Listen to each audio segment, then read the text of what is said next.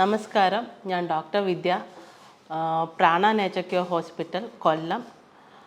ഞാനിന്ന് സംസാരിക്കാൻ പോകുന്നത് മുട്ടുവേദനയെക്കുറിച്ചാണ്. കൂടുതലും എൻ്റെ അടുക്ക വരുന്ന ആൾക്കാർ പറയുന്നത്, ഡോക്ടർ എനിക്ക് ഭയങ്കര മുട്ടുവേദനയാണ്, 1 മണിക്കൂർ പോലും നിൽക്കാൻ പറ്റുന്നില്ല, ഞാൻ എന്താണ് ചെയ്യേണ്ടത്? എനിക്ക് വീട്ടിലൊന്നും ചെയ്യാൻ പറ്റുന്നില്ല, അടുക്കളയിൽ കൂടുതൽ നേരം നിന്ന് ജോലി ചെയ്യാൻ പറ്റുന്നില്ല, എന്നെക്കൊണ്ടാവുന്നില്ല, എനിക്ക് ഇതൊന്ന് മാറ്റിത്തരണം, സർജറി ഞാൻ ചെയ്തു, എനിക്ക് കുറയുന്നില്ല, എന്ത് ചെയ്യണം ഞാൻ എന്നാണ് എന്നോട് വന്ന് ചോദിക്കുന്നത്. അപ്പം നമുക്ക് ഈസി ആയിട്ട് നമുക്ക് വീട്ടിൽ തന്നെ ചെയ്യാൻ പറ്റുന്ന രീതിക്കുള്ള ഒരു റെമഡീസ് അടക്കം ഞാൻ പറഞ്ഞു തരാം നിങ്ങൾക്ക്. എന്താണ് ചെയ്യേണ്ടത്? ഫസ്റ്റ് നമുക്ക് മുട്ടുവേദന എന്താണെന്ന് അറിയുക. എന്താണ് മുട്ടുവേദന? മുട്ടുവേദന കൊണ്ട് നമുക്ക് പല തരത്തിൽ വേദന ഉണ്ടാവാറുണ്ട്. നമ്മുടെ 2 ജോയിൻസിൻ്റെ ഇടയ്ക്ക് ഉണ്ടാവുന്ന ഒരു ഫ്ലൂയിഡ് ഉണ്ട്, അത് കുറഞ്ഞു വരുമ്പോഴാണ്, നമ്മുടെ ജോയിൻസ് തമ്മിൽ ഉരഞ്ഞുണ്ടാവുമ്പോഴാണ് നമുക്ക് ഈ മുട്ടുവേദന സ്റ്റാർട്ട് ചെയ്യുന്നത്. പിന്നെ നമുക്കതൊരു ഡീജനറേഷൻ വരുന്നുണ്ട് ബോൺസിൽ, അതിന് പറയുന്നതാണ് ഓസ്റ്റിയോപോറോസിസ്. അടുത്തതായിട്ട് കാണിക്കുന്ന ലക്ഷണം തന്നെ ഇൻഫ്ലമേഷൻ, ആർത്രൈറ്റിസ്, ഇതെല്ലാം ഇതിനൊരു ഘടകമാണ്. അപ്പോൾ നമുക്ക് എങ്ങനെ മുട്ടുവേദന വീട്ടിൽ മാറ്റിയെടുക്കാം എന്ന് നോക്കാം. അതിന് ഫസ്റ്റ് നമുക്ക് അടുക്കളയിൽ കിട്ടുന്ന ഒരു ഇൻഗ്രീഡിയൻ്റാണ് കടുക്. നമുക്ക് കുറച്ച് കടുക് എടുത്ത് ഇച്ചിരി വെള്ളവും ചേർത്ത് നല്ലതായിട്ട് അരച്ച് നമുക്ക് മുട്ടിൽ പുരട്ടി ഒരു 15 മിനിറ്റ് വെച്ച് കഴിഞ്ഞാൽ, കുറച്ച് നേരം നിങ്ങൾ ഡയറക്റ്റ് സണ്ണിൽ ഇരിക്കേണ്ട, ഒരു പാർഷ്യൽ ഷെയ്ഡിൽ ഇരുന്ന് കഴിഞ്ഞാൽ നിങ്ങൾക്ക് നല്ലതായിരിക്കും. പക്ഷേ കടുക് ഉപയോഗിക്കുമ്പോൾ ശ്രദ്ധിക്കണം, കടുകിന് ചെറിയൊരു നീറ്റലുണ്ട്, അത് നിങ്ങളൊന്ന് ശ്രദ്ധിക്കണം. ചിലവർക്കത് പറ്റത്തില്ല. കടുക് പറ്റുന്നില്ല എന്നുണ്ടെങ്കിൽ നിങ്ങൾക്ക് ഇഞ്ചിയും ഉപ്പും ചേർത്ത് പായ്ക്കാക്കി ഇടാം. അത് കടുക് ഇല്ല എന്നുണ്ടെങ്കിൽ നിങ്ങൾക്ക് എണ്ണ രൂപത്തിൽ കടുകെണ്ണ യൂസ് ചെയ്യാം. ഇല്ലാന്നുണ്ടെങ്കിൽ നമ്മുടെ തൊടിയിലൊക്കെ കിട്ടുന്നതാണ് എരിക്കില കുറച്ച് എണ്ണ ചൂടാക്കി എരിക്കില യൂസ് ചെയ്യുന്നത് നിങ്ങൾക്ക് മുട്ടുവേദന മാറാനും ഉള്ളിലെ നീർക്കെട്ട് കുറയാനും എല്ലാം ഇതിനൊരു റെമഡിയാണ്. അതേ കൂട്ടന്നെ കൂടുതലായിട്ട് വെള്ളം കുടിക്കുക. ജലാംശം കുറയുമ്പോഴും നമ്മൾക്ക് പ്രശ്നമുണ്ടാകും. കൂടുതലായിട്ട് വെള്ളം കുടിക്കുക, ചെറിയ രീതിയിൽ നടക്കുക, ഒരു 15 മിനിറ്റ് 20 മിനിറ്റ് ഡെയിലി നടക്കുക. മാക്സിമം ചെരുപ്പ് ഉപയോഗിക്കാതിരിക്കാൻ ശ്രദ്ധിക്കുക. ചെരുപ്പ് ഇട്ട് പോകുമ്പോഴത്തേക്ക് നമുക്ക് നമ്മുടെ എനർജി ചാനലിന് ഫ്ലോ ഉണ്ടാവില്ല.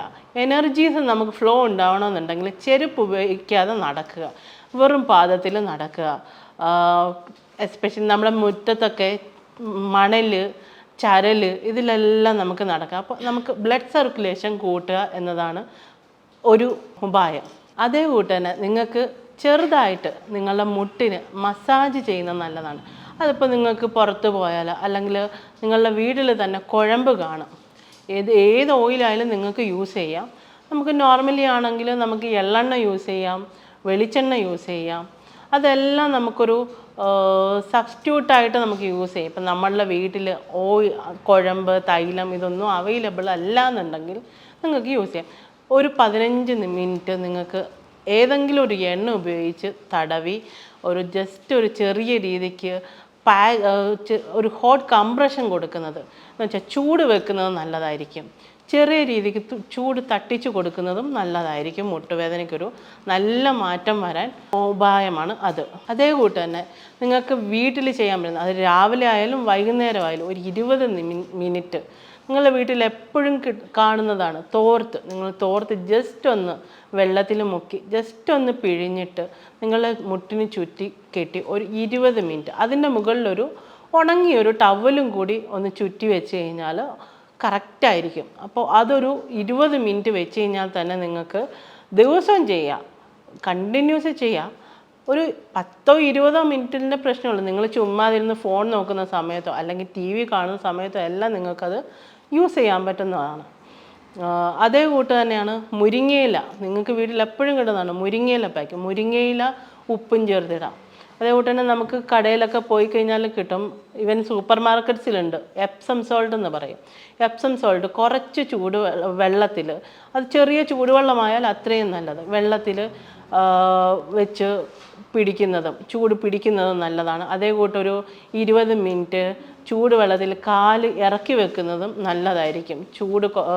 നിങ്ങൾക്ക് വേദന കുറയാനും നീര് കുറയാനും എല്ലാം ഇതിന് നല്ലൊരു റെമഡിയാണ്. അതേപോലെ തന്നെ ഒരു 30-35 വയസ്സ് കഴിഞ്ഞ് കഴിഞ്ഞാൽ തന്നെ നമുക്ക് ഈ ജോയിൻസിൻ്റെ പ്രശ്നം, കാൽസ്യം ഡെഫിഷ്യൻസി ഇതെല്ലാം ഉണ്ടാകും. അവിടെ നമ്മൾ പറയുന്നതാണ്, എസ്പെഷ്യലി സ്ത്രീകൾക്ക് അവർക്ക് ഒരു 30-35 വയസ്സ് കഴിഞ്ഞാൽ നമ്മൾ കാൽസ്യം എടുക്കുക, സപ്ലിമെൻറ്റ്സ് എടുക്കുക. നോർമലി മൾട്ടിവിറ്റമിൻ ടാബ്ലറ്റ്സ് അവർ കമ്പൽസറി എടുക്കേണ്ട ഒന്നായിട്ട്. കാരണം നമുക്കൊരു 30-35 വയസ്സ് കഴിയുമ്പോൾ നമ്മളുടെ ബോഡിയിലെ വിറ്റമിൻസും മിനറൽസും എല്ലാം കുറയാൻ തുടങ്ങും. അപ്പോൾ നമുക്ക് അതിന് അനുസരിച്ചുള്ളൊരു വൈറ്റമിൻസും മൾട്ടിവിറ്റമിൻ ടാബ്ലറ്റ്സും ഒക്കെ എടുക്കുന്നത് നല്ലതായിരിക്കും. അതേപോലെ തന്നെ മറ്റൊരു പ്രധാന ഘടകമാണ് വെയിറ്റ്. നമുക്ക് വെയിറ്റ് കുറയ്ക്കുക. ഒരുപാട് വെയിറ്റ് ഉള്ളവർക്ക് മുട്ടുവേദന വരാൻ ചാൻസ് ഉണ്ട്. അതേപോലെ തന്നെ പ്രധാനമായിട്ടുള്ളതാണ് പോസ്ചർ കറക്ഷൻ. നമ്മൾ ചിലവരൊക്കെ നിൽക്കുന്നത് കണ്ടാൽ തന്നെ അറിയാം, ഒറ്റക്കാലിൽ വെയിറ്റ് കൊടുത്തിട്ടാണ് കൂടുതലും ആൾക്കാർ നിൽക്കുന്നത്. അത് ഏറ്റവും ഡേഞ്ചറസ് ആയിട്ടുള്ളത്. നമ്മൾ നിൽക്കുമ്പോൾ സ്ട്രെയിറ്റ് 2 കാലിനും നമ്മുടെ ഫുൾ സ്ട്രെങ്ത് കൊടുത്തിട്ട് വേണം നിൽക്കാൻ.